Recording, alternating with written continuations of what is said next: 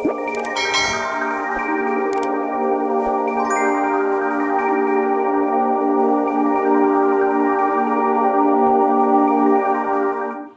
迎您来到心灵咒语我的频道，我是星际律师和正品医师王丽慧。今天要来跟各位讲到美国最安全的州缅因州，在2023年的10月25号呢变成了鬼城。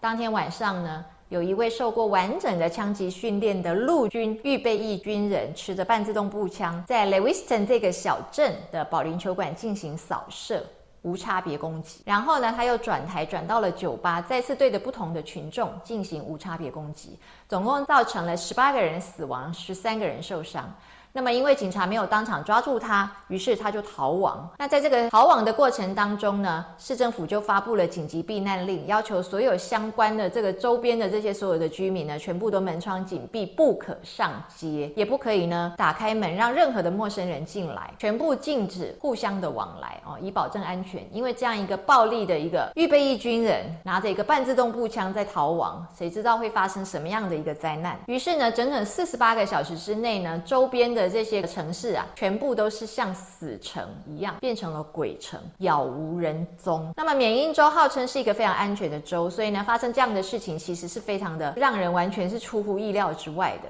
那我们要去考虑一下呢，它发生这样的事情到底跟这个美国的枪支法有没有关系？特别是呢，去年的2022年6月23号，美国联邦法院呢通过的拥枪上街的这个判决有没有关系？那我们来看一下哦，根据这个 Gun Violence Archive， 这是一个美国的非营利组织，我们称之为枪支暴力档案。根据它的统计呢，2023年截至10月26号为止的话呢，美国已经发生了超过560起的大规模枪击事件。那所谓的大规模枪击事件 Mass Shootings， 它的定义就是呢，如果凶手不算的话呢，要超过4个人的死亡。那你看这样子已经发生了560起了，这个到底跟美国联邦最高法院拥枪上街这样的判决有没有关系？我们先来了解一下这个判决是怎么回事。首先，在美国纽约州有一个州法，我们知道美国2个系统嘛，联邦有联邦法，州有州法，联邦有联邦法院系统，州有州法院系统。那么这个法规呢，是属于州本身自治的法规。纽约州它规定呢，如果你没有特殊的需求啊，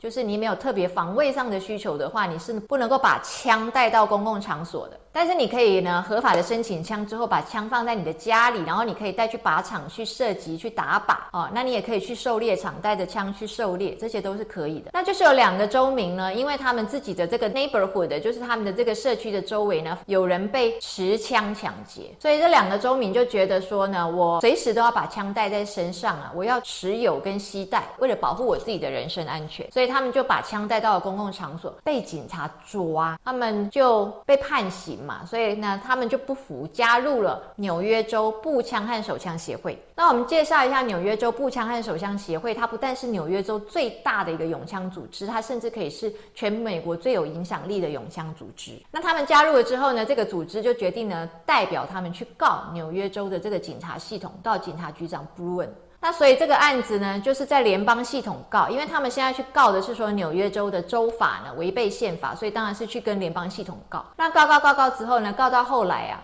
他们就告到了联邦最高法院，也就是说呢，他前面都输了哦。那告到联邦最高法院，我们有解释过呢，联邦最高法院现在的9位大法官，其中有6位是非常保守的，那有3位是在川普的任内提名出来的，都是跟他非常的接近啊，那种调性是跟他非常接近，就是偏右派，然后呢比较白人至上这样。那这一次的话呢，在去年的6月23号，美国联邦最高法院他就公布了他们的判决，他就是支持拥枪，也就是说呢，纽约州输了，他这个州法呢必须要改。他说呢，你这个州法就严重的违背了我们的宪法。如果州法违背宪法的话，那就无话可说了，因为宪法是最高标准嘛，你就是不能够任何的法是订立了之后是违背宪法的。那既然现在呢，联邦最高法院的大法官说你违背宪法，那你就一定要修改你的法，也就是说呢，你要松绑。那联邦最高法院大法官呢6-3通过，他讲的是说，我们的宪法绝对是不能够被取代的，我们拥枪的自由啊跟权利呢是在我们的宪法第2修正案里面所保障的，它不是2等的权利，所以呢，它跟我们的宪法的第1到第10这10条的修正案呢完全的一样，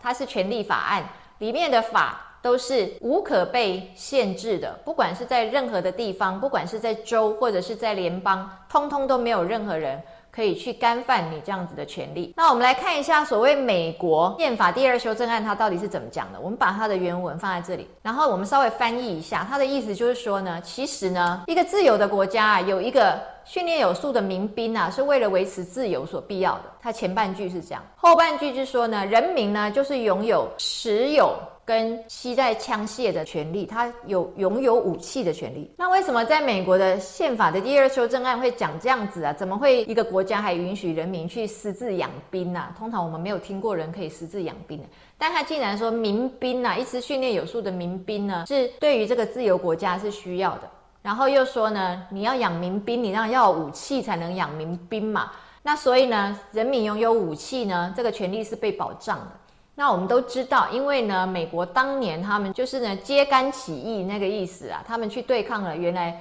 统治他们的英国政府嘛，所以在他们的观念里面，如果这个政府不正确的话，你当然就是有权利拥枪，然后呢形成民兵，然后呢揭竿起义，推翻这个不正确的政府。所以在他们的第2修正案里面就没有认为一个政府你应该要完全的被尊崇，然后一个政府就是天大地大最大的。所以我们可以看到美国人他们对于民主跟自由的这个要求呢是高过于这个政府权。政府你必须是适当的政府，假使你不适当的话，我就是可以推翻你。那于是呢，最高联邦法院大法官他们就用这个美国第2修正案这样子讲下来之后呢，纽约州，你为什么要求我要说出一个正当理由才可以拥枪上街呢？宪法里面都没有说要有正当理由啊，你怎么平白无故增加了这个条件？所以你是不合法的你违背了宪法。那他这样子要求之后呢，不只是纽约州的州法要松绑，只要是对于枪支管制比较严格的州，全部都要遵守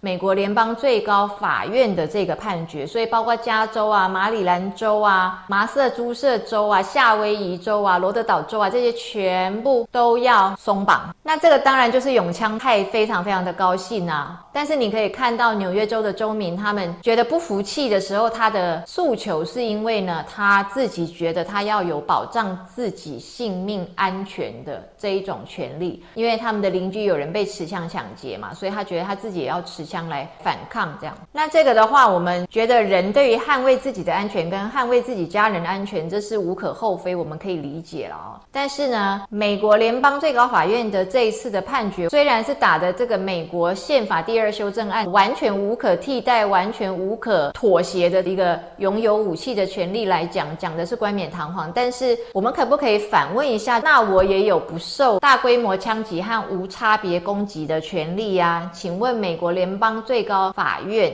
请问宪法保障了我这个权利在哪里？当你呢判决下来说拥枪上街是合于宪法的要求的时候，请问我有我的人身自由，我不要被无差别攻击，不要被大规模枪击扫射到的权利，你又从哪里保护我呢？因为呢，去年2022年6月23号，美国联邦最高法院公布这个判决的前一个月5月14号，在美国纽约州的水牛城，也就是我们要去看尼加拉瓜大瀑布的那个水牛城的超市，刚刚发生过大规模枪击事件，死了10个人。然后后来呢，在5月24号，在德州一个小学里面又死了21个人了，其中有19位都是国小的孩子们，无辜的孩子们。那么我们就要请问美国联邦最高法院大法官，这些人他们不受侵犯，可以安全存活，幸免于大规模枪击的权利，你在哪里保护他们呢？然后呢，我们再看到了今年2023年，德州又出了另外一个事情，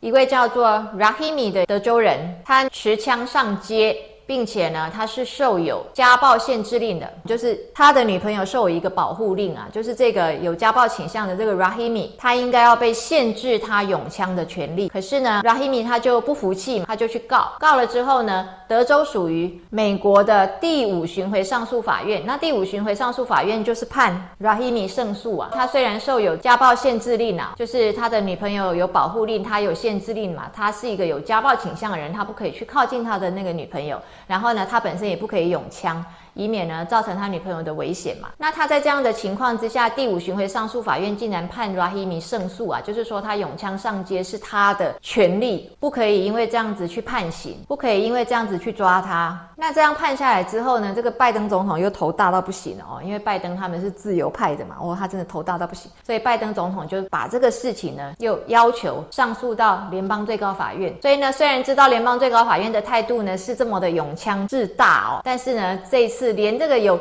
家暴限制令的人都允许他拥枪，这个拜登总统觉得是是可忍孰不可忍，所以呢要求联邦最高法院呢再审 take it， 然后加以审理这样。那预计今年2023年的11月才开始审，所以呢就让我们拭目以待，看目前的这9位美国联邦最高法院大法官到底是要拥枪到什么程度。在群情哗然的一个情况之下，我们看看他们到底要做什么。谢谢各位。